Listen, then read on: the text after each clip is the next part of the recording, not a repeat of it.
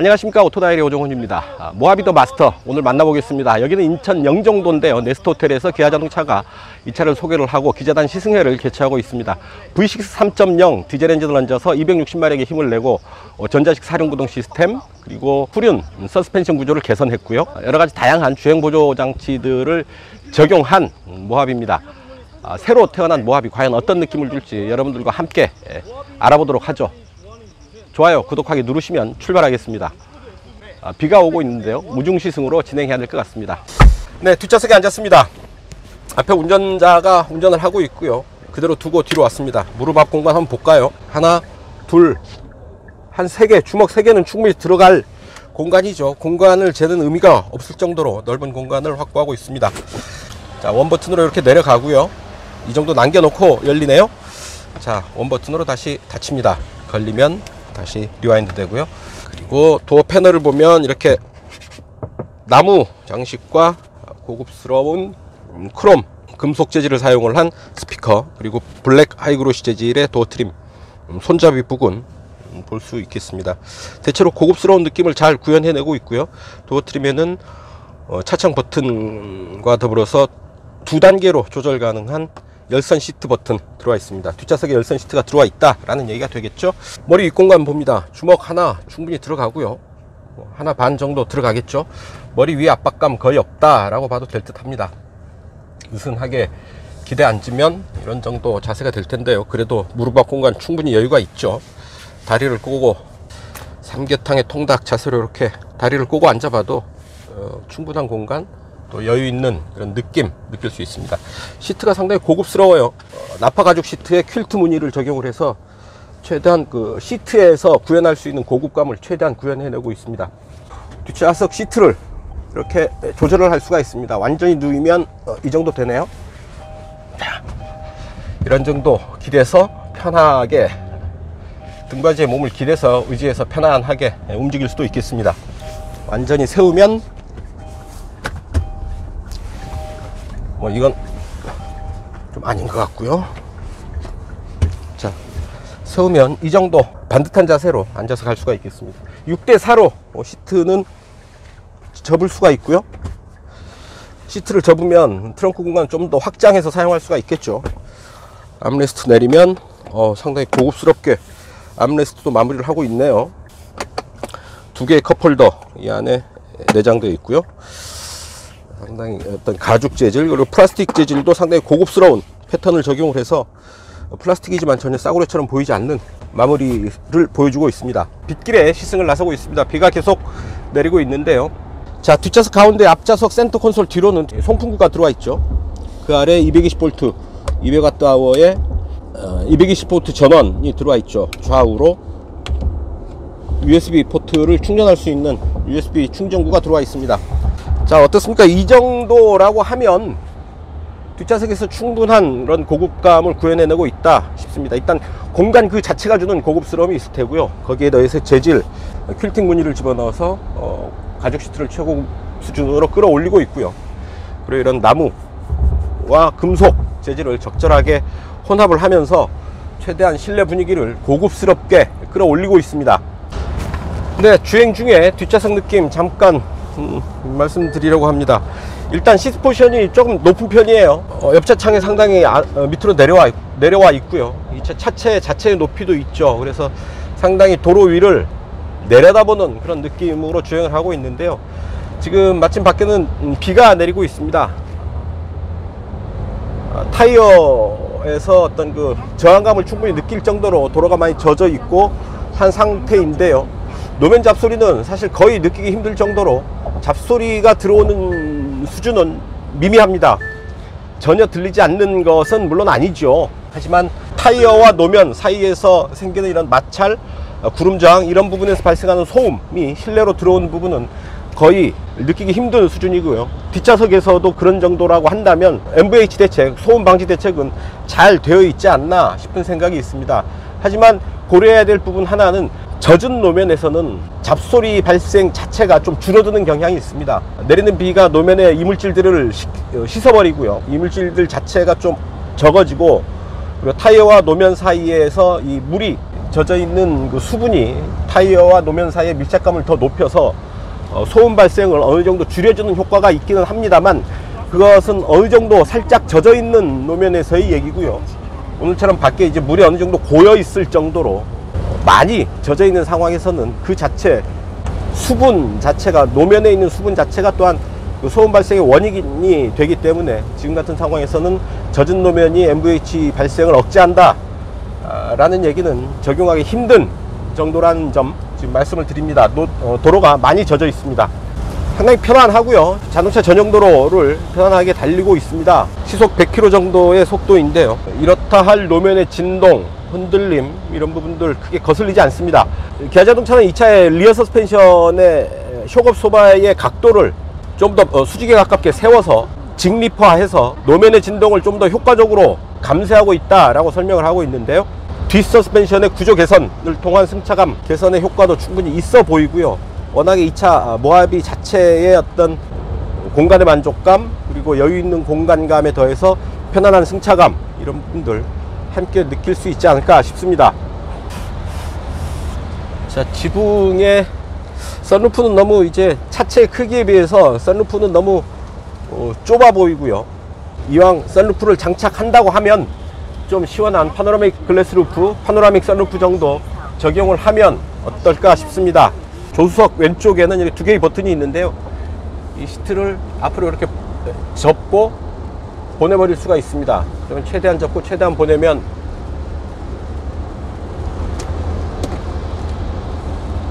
이 정도 공간이 나오는데요. 사이드미러 지금 보이지, 최 기자? 우측 사이드미러 보이지? 네. 자, 운전자의 시야도 방해하지 않을 정도로 최대한 앞으로 이렇게 보내버릴 수 있는데요. 아주 편안한 그 뒷좌석 공간을 향유할 수 있지 않을까 싶습니다. 이 부분은 상당히 대형 SUV에서 이 부분은 특히 매력적인 부분이 아닐까 싶은데요. 필요에 따라서, 경우에 따라서 이 차를 쇼퍼 드리븐카로 활용을 하면서 뒷좌석 오너의 자리로서도 이 시트가 아주 충분히 역할을 해내지 않을까 싶습니다. 와, 비가 어마어마하게 옵니다. 자, 또 하나 기아 자동차는 이 차를 5인승, 6인승, 7인승으로도 구성을 하고 있는데요. 이 차는 지금 5인승입니다. 시트가 5개고요. 뒷좌석은 트렁크로만 활용을 하고 있죠. 7인승은 뒷좌석에 2구성 그대로 뒤에 2개의 시트를 더 만들어 놓은 게 7인승이고요. 6인승은 뒷좌석에 이 3인용 시트를 각각 독립된 별개의 2개의 시트로 구성을 합니다. 그래서 둘 이렇게 구성을 해서 6인승으로 만든 거죠. 6인승 구성도 상당히 훌륭해 보이고요. 평소에 4인승으로만 뒷좌석 2개의 시트를 사용하지 않는다고 한다면 평소에 4인승으로만 사용을 하면서 좀 더 럭셔리하고 고급스럽게 이 차를 탈 수 있는 방법이 되지 않을까 싶습니다. 자, 뒷좌석에 앉은 김에 자료를 편안하게 볼 수 있는 김에 이 차 가격 한번 보실까요? 그렇게 해서 이 차의 가격 얼마냐? 이 차는 V6 3.0 디젤 엔진 단일 하나의 엔진만 적용을 하고 있죠. 5인승 기준이죠. 플래티넘 트림의 5인승 기준 기본 가격이 4,700만 원입니다. 6인승이 4,793만 원이고요. 7인승은 4,764만 원이 되는 거죠. 마스터 스트림이 또 그 윗급으로 있죠. 마스터 역시 5인승 5,160만 원, 6인승 5,253만 원, 7인승 5,224만 원인데요. 저는 굳이 5인승이나 7인승보다는 6인승 정도로 이 차를 선택을 해서 평소에 좀 더 여유 있고 럭셔리하게 이 차를 사용을 하고, 필요하다면 좀 더 많은 사람을 태울 필요가 있다면 6명 정도 이 차를 타서 이동하는 방법이 어떨까 하는 생각을 해보는데요.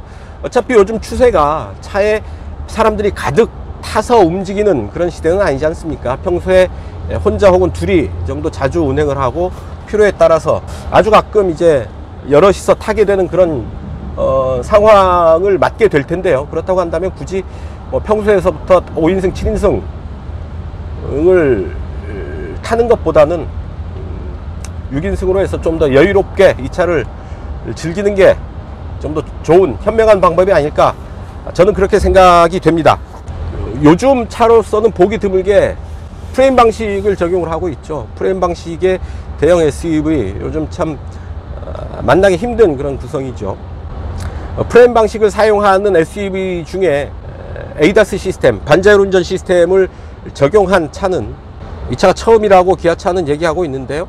그 부분 뭐 굳이 처음이라는데 의미를 두기보다는 그 부분 확인해 봐야 되겠습니다만 굳이 처음이라는 세계 최초, 뭐 동급 최고, 최초 뭐 이런데 의미를 두기보다는 그 자체 어떤 그 프레임 바디의 SUV지만 최첨단 기술들을 다 대거 도입을 하고 있어서 편하게 이 차를 탈 수 있게 만들었다라고 이해를 하면 좋겠습니다.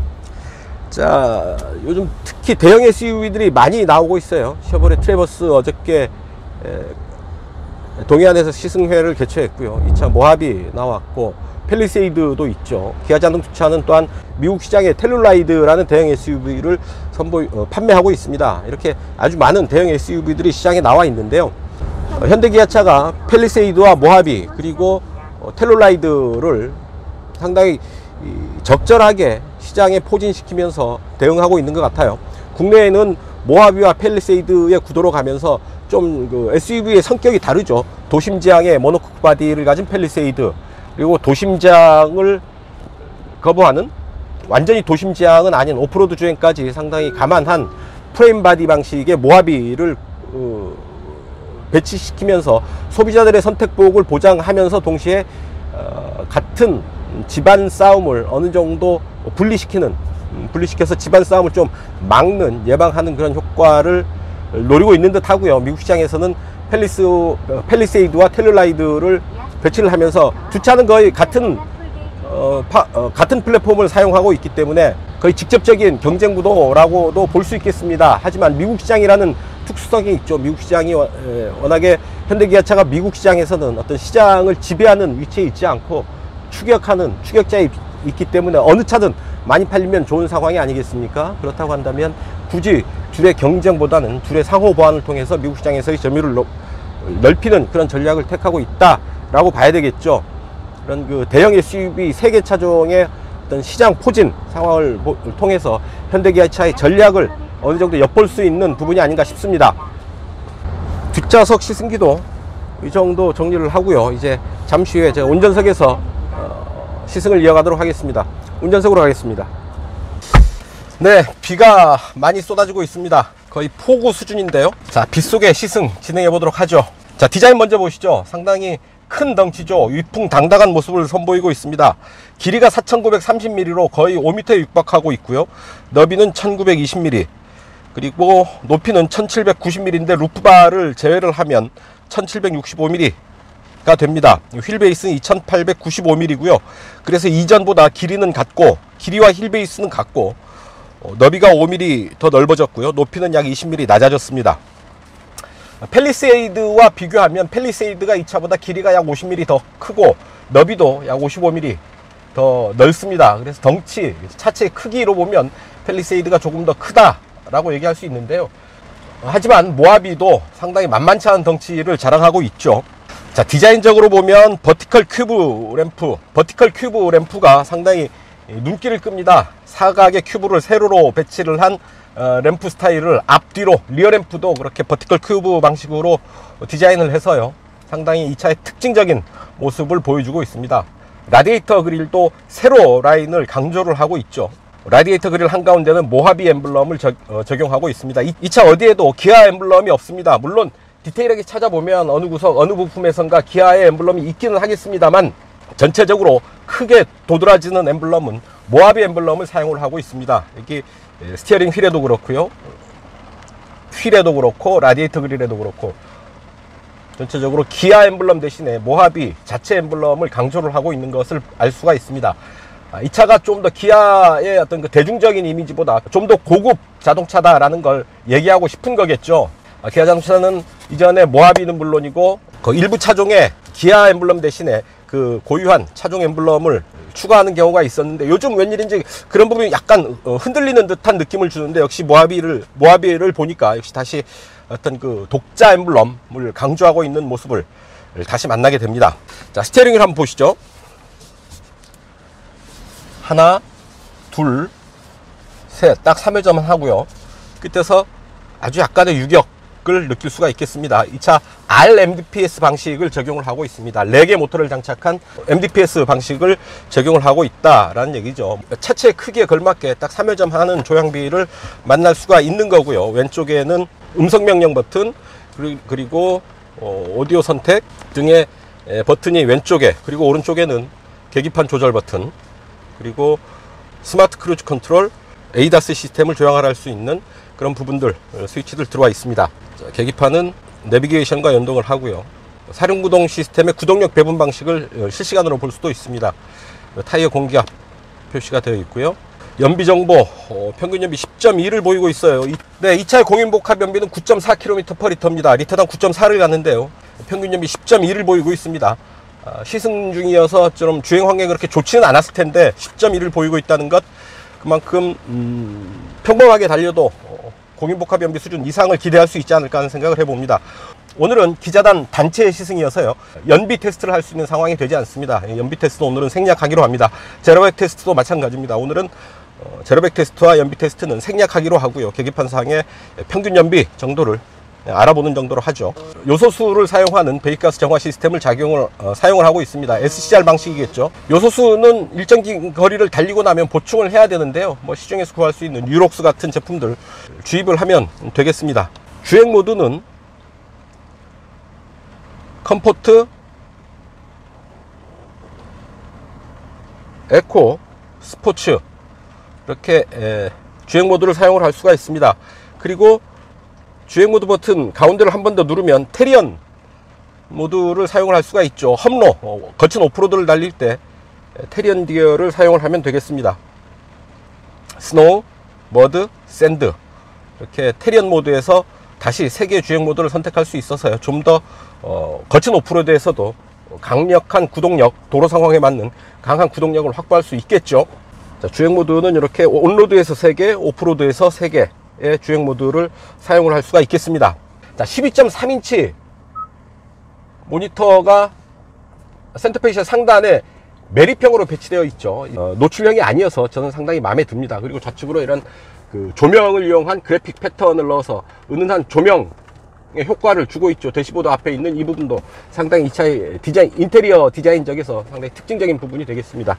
분위기 있는 실내 디자인을 연출하는 데 도움이 되는 부분이겠죠.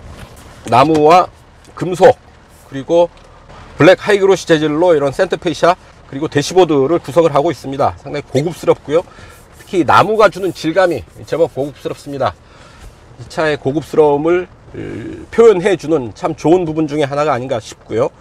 그리고 12.3인치 모니터, 내비게이션 모니터 한번 보시죠. 내비게이션, 오디오, 그리고 날씨 지금 비가 폭우가 쏟아붓고 있고요. 이렇게 다양한 기능들을 또 선택해서 이용을 할 수가 있습니다. 안드로이드 오토, 애플 카플레이 대응을 하고요.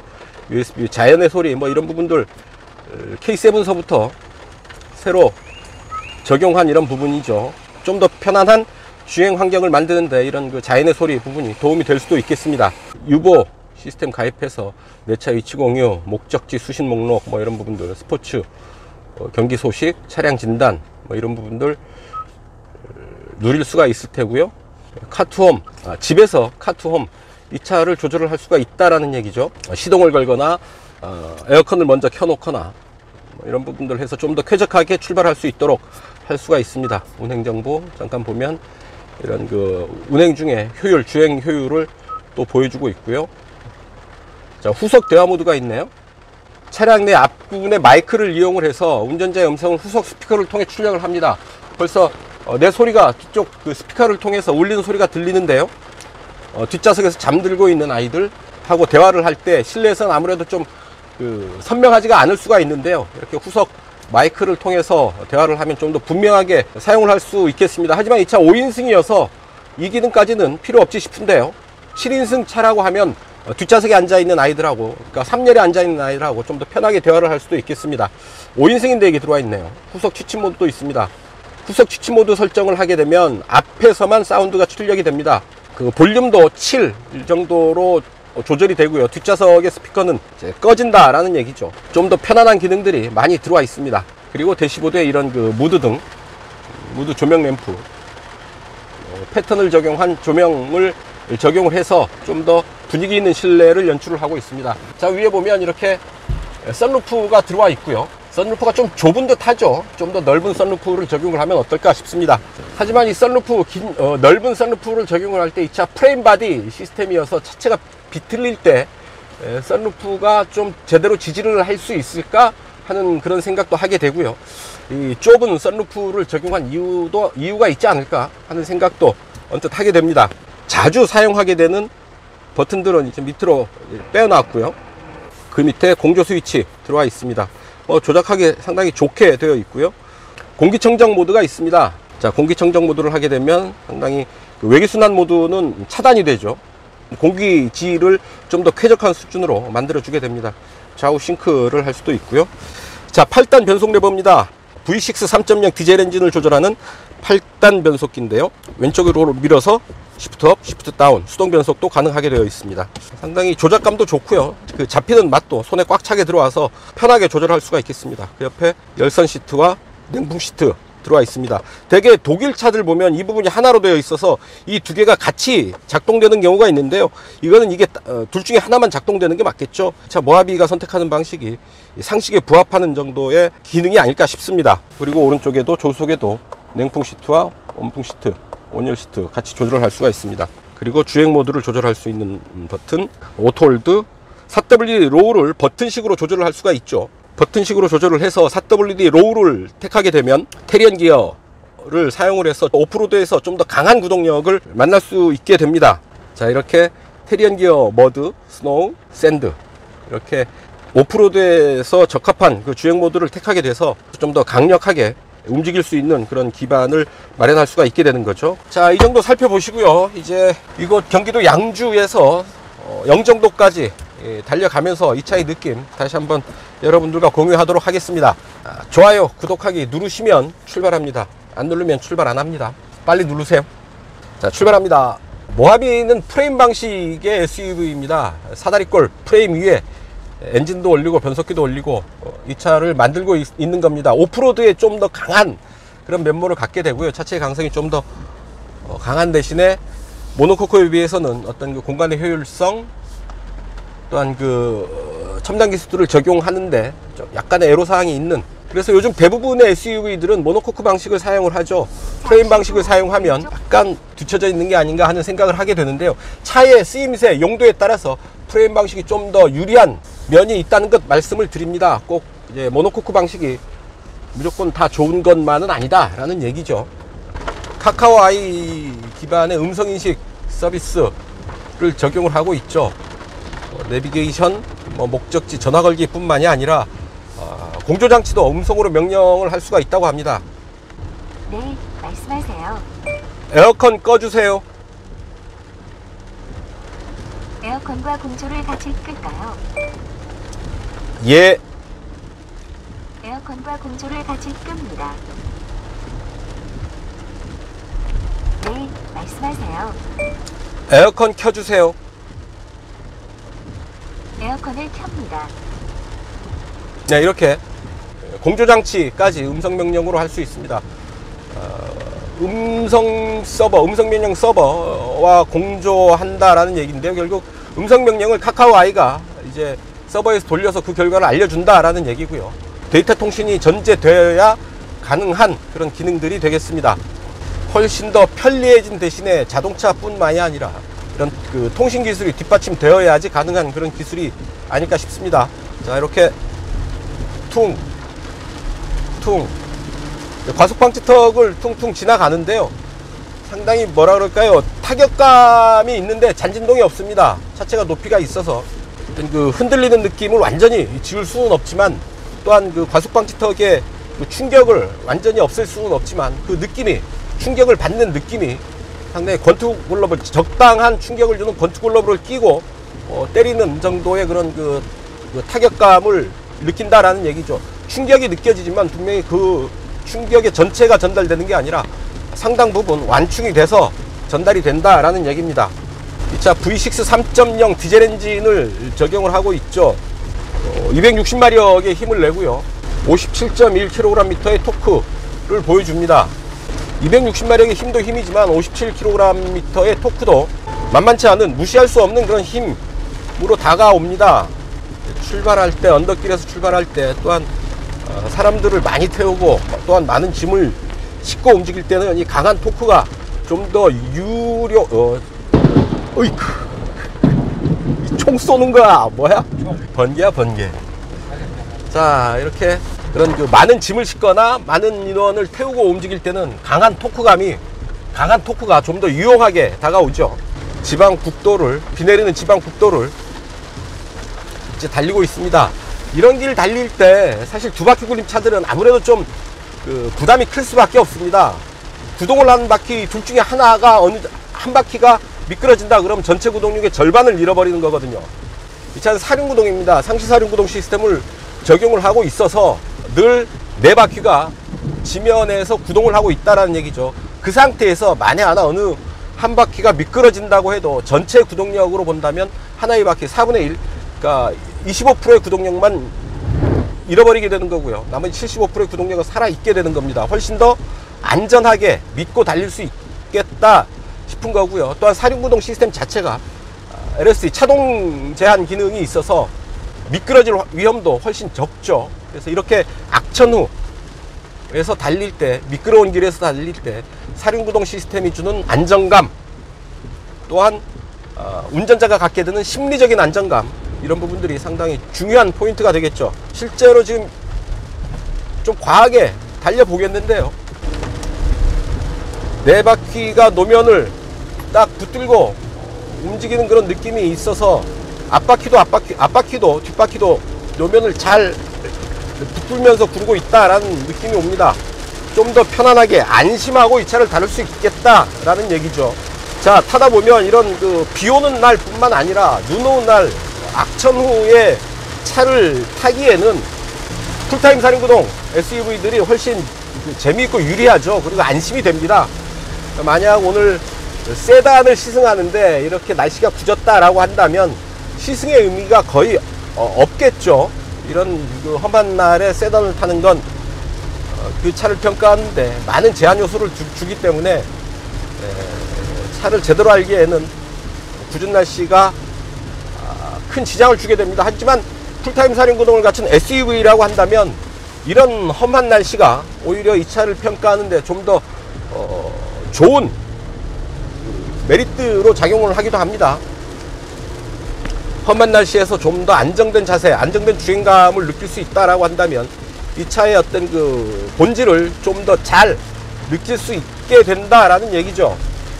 지금 굽이굽이 돌아 넘어가는 와인딩 코스를 넘어가고 있는데요. 힘차게 움직이고 있습니다. 옆에 차들 비실비실 가고 있는데요. 상당히 주변의 차들, 앞에 차들은 조심조심 움직이고 있는데 이 차는 편안하게 여유있게 자신감 있게 움직이고 있습니다. 다만 길이 밀려서 좀 더 파워풀한 주행을 할 수 있는 상황은 아니네요. 자, 컴포트 모드로 일단 가봅니다. 주행 모드에 따라서 계기판 그래픽이 화려하게 바뀌죠. 계기판 그래픽도 상당히 깨끗하게 화려하게 만들어 놨습니다. 아우, 길이 지금 물이 넘치는데요. 뭐 이 차는 모하비니까 이 정도는 뭐 큰 문제 없이 움직일 수 있겠습니다. 자, 다시 오르막길 스포츠 모드로 갑니다. 패들 시프트가 없군요. 수동 변속을 위해서는 변속 레버를 이용해야 되겠습니다.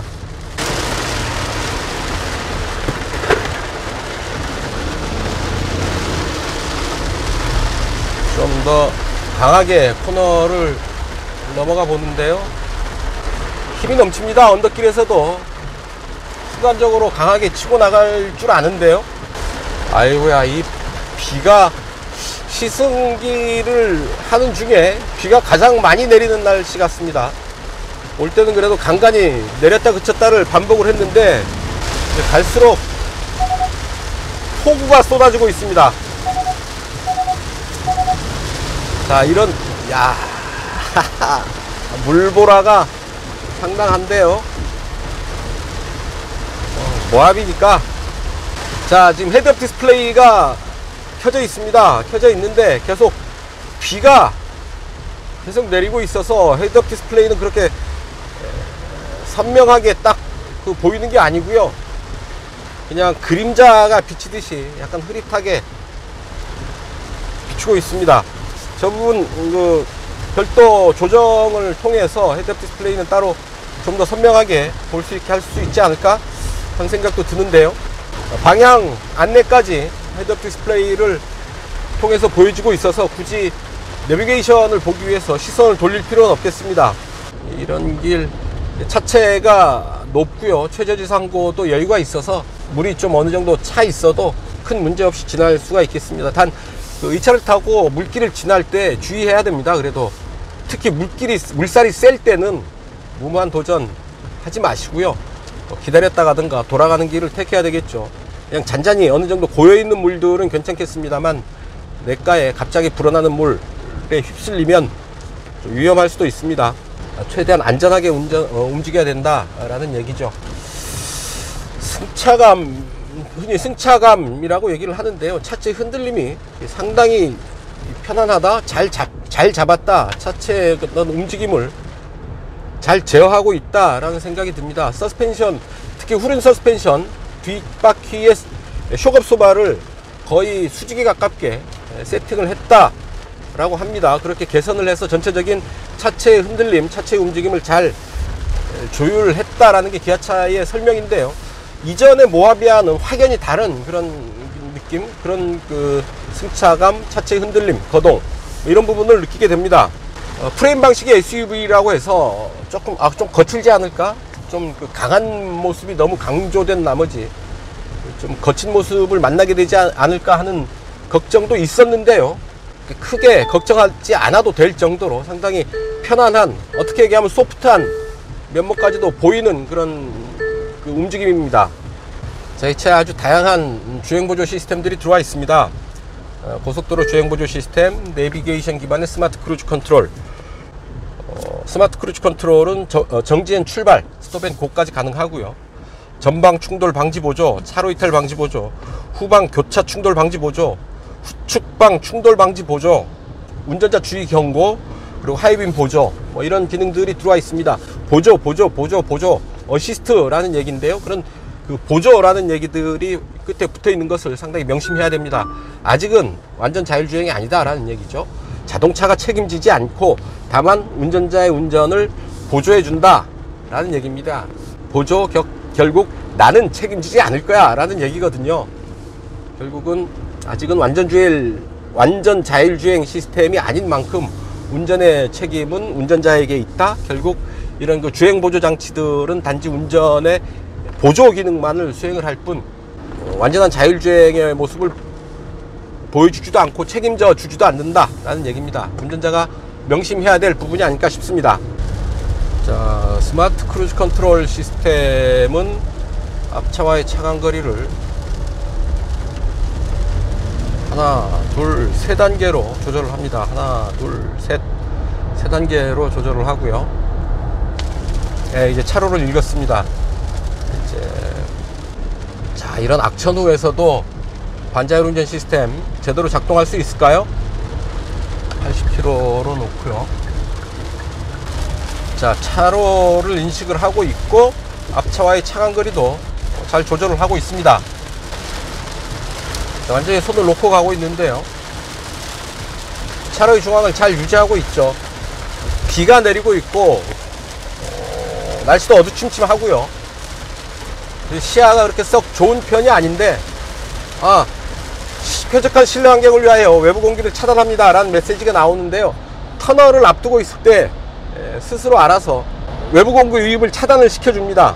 내비게이션의 지리 정보를 함께 인식을 해서 그런 그 내비게이션의 지리 정보와 연동을 해서 이 공조장치가 움직인다 라는 얘기죠. 차가 점점 더 똑똑해지고 있는 겁니다. 그냥 앞차를 따라서 쭉 가고 있습니다. 스티어링 휠을 잡으라는 메시지가 거의 안 나오네요. 상당히 오랫동안 손을 놓고 있는데 말이죠. HDA 고속도로 주행정보 주행지원 시스템이 작동이 되고 있다는 것 계기판에서 알려주고 있고요. 터널 안에 들어오니까 헤드업 디스플레이가 아주 선명하게 보이네요. 조명이 현재 속도, 앞차와의 차간거리, 주행 방향, 좌우에 접근하는 차의 유무까지 보여주고 있습니다.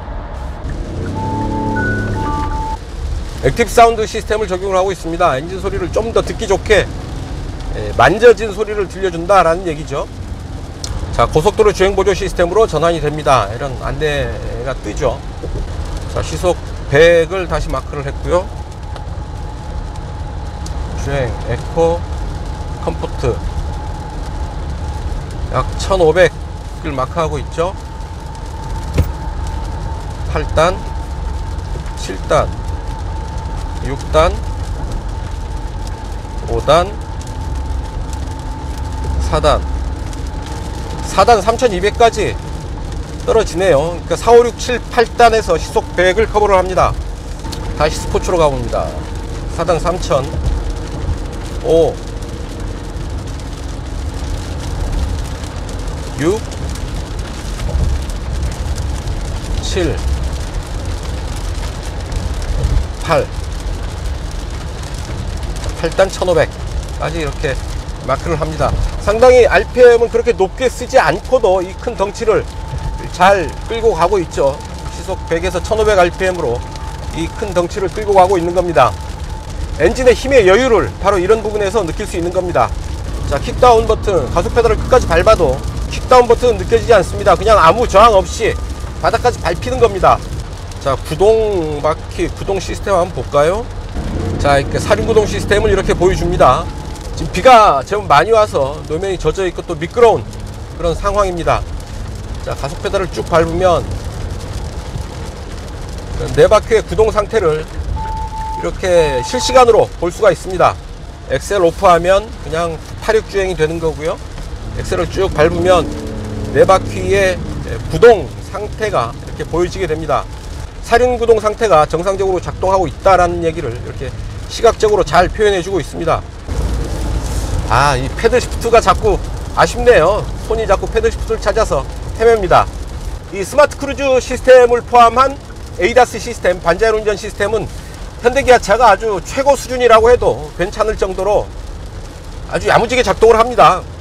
앞차의 차간거리를 조절하고 앞차의 차간거리, 그러니까 안전거리를 확보를 하고, 또한 차로를 정확하게 읽으면서 차로의 중앙을 유지하면서 달리는 성능은 결코 어떤 다른 브랜드에 못지않게 최고의 수준에서 작동을 한다라는 얘기죠. 적어도 이 부분에 관한 한 현대기아차가 업계 선두 수준이라는 사실은 인정해야 될 듯 싶습니다. 이제 자동차가 점점 자동차의 어떤 그 기계적인 부품들의 조합체로서의 자동차의 의미를, 그 범위로 한참 이제 벗어나고 있죠. 기존에 우리가 알던 기계 장치로서의 자동차는 한 절반 정도의 의미를 차지하고 있는 것 같고요. IT, 그리고 내비게이션, 그리고 전자장비들이 그 외의 가치를 차지하고 있는 거죠. 자동차의 전자화라는 것을 요즘 갈수록 점점 더 절실하게 피부에 와닿게 느끼게 되는데요.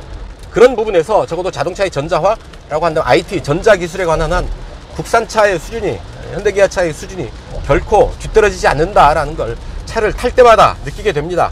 상당히 괄목상대할 만큼 컸다, 성장했다 라는 얘기죠. 칭찬받아 마땅합니다. 자, 내비게이션 이 시스템은 굳이 업데이트를 신경 쓰지 않아도 됩니다. OTA, 오버 더 에어 기능을 사용을 해서 무선으로 내비게이션이 업데이트 되기 때문이죠. 그동안 내비게이션 업데이트 하는 게 상당히 성가신 부분이었죠. 그런 부분들 이제 신경을 크게 쓰지 않아도 되지 않을까 싶습니다. 대형 SUV들이 속속 시장에 진입하고 있습니다. 이제 텔룰라이드 들어왔고 모하비 들어왔죠. 쉐보레 트래버스가 엊그저께 투입이 됐고요. 이제 잠시 연말에 가서는 GV80 제네시스의 또 SUV가 들어오게 됩니다. 그래서 점점 시장이 치열해지는데요. 소비자들의 선택이 과연 어디로 쏠릴까 궁금해지기는 하는데, 이 차 벌써 사전 계약에서 7,000대를 계약했다고 해요. 지금 주문하면 아마 올해 안에 받기는 힘들고 내년 초쯤 인도받을 수 있겠다 싶습니다. 구매 의향이 있다면 일단 계약은 해놓고 판단을 해라 얘기하고 싶습니다. 물론 연말에 나올 GV80까지 보고 판단해야 될 필요도 없잖아 있겠습니다만, GV80과 이 차는 조금 급이 다르다고 얘기하면 기아차가 싫어할래나요? 어쨌든 제네시스는 좀 더 고급 브랜드를 지향을 하고 있기 때문에 모하비와 직접적인 그 경쟁 구도를 갖기는 쉽지 않을 겁니다. 훨씬 더 모하비보다는 좀 더 가격이 비싸겠죠. 물론 편의 장비 뭐 이런 부분들에서도 좀 더 고급을 지향할 테니까 말이죠. 아무래도 그래도 대형 SUV를 생각하고 있다면은 팰리세이드와 2차 그리고 트래버스 살펴보시고 마음에 가는 차를 미리 계약을 해 놓는 게 그래도 조금이라도 더 빨리 차를 받을 수 있는 방법이 아닐까 싶습니다. 벌써 계약이 많이 밀렸어요. 지금 계약해도 내년 초에나 돼야 이 차를 받을 수 있겠다라는 얘기입니다. 자, 전자식 사륜구동 시스템을 적용을 하고 있고요. 사륜구동 시스템은 차동기어 잠금 장치가 있어서 오프로드에서 좀 더 강하게 움직일 수가 있습니다. 4L, 4WD 로우 기어를 갖추고 있죠. 아주 낮은 속도로 강한 구동력을 낼 수가 있는 거죠. 그래서 진흙이나 모래길, 바위길 뭐 이런 데서 아주 탱크처럼 밀고 나가는 그런 구동력을 기대할 수가 있습니다.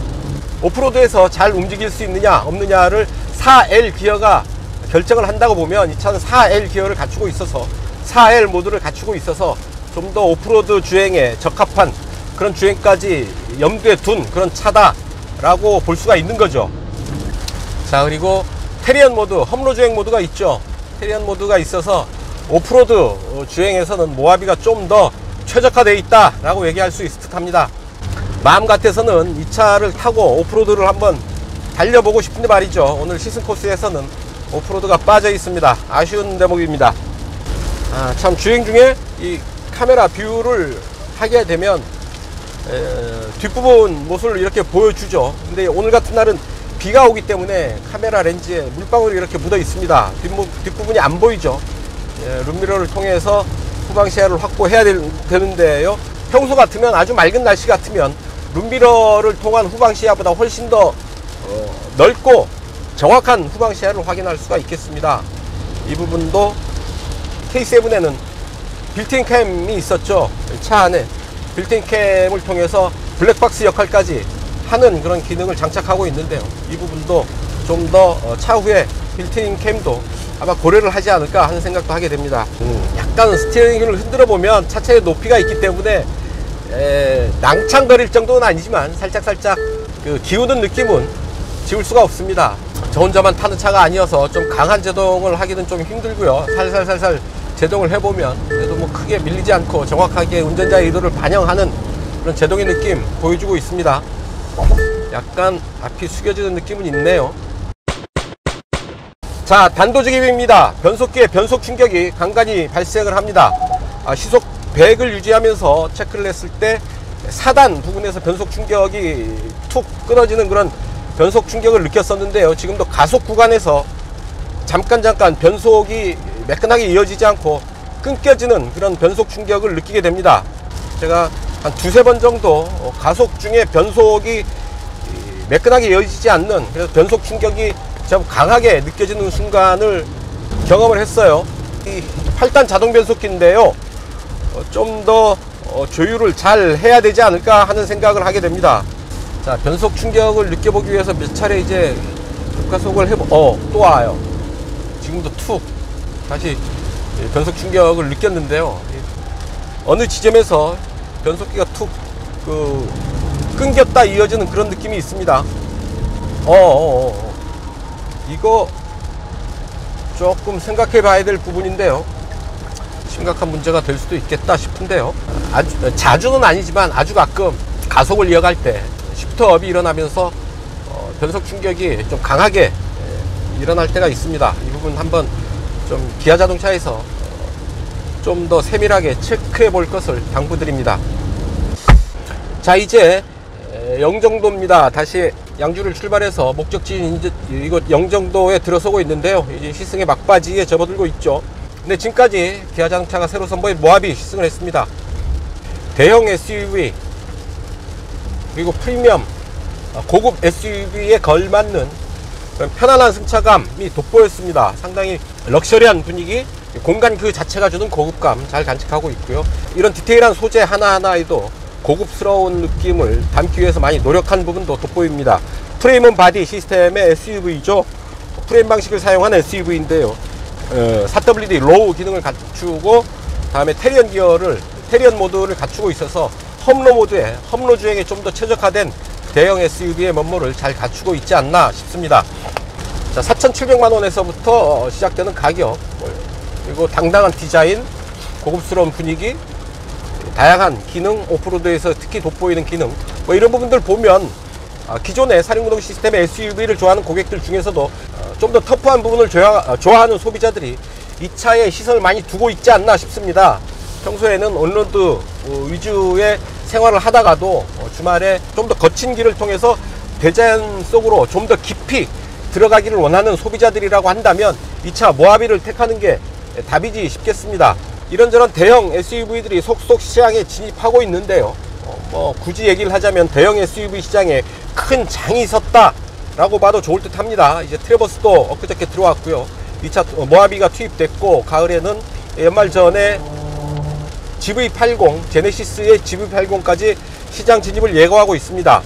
그래서 대형 SUV를 고민하는 소비자들이 지금서부터 좀 고민이 많아질 텐데요.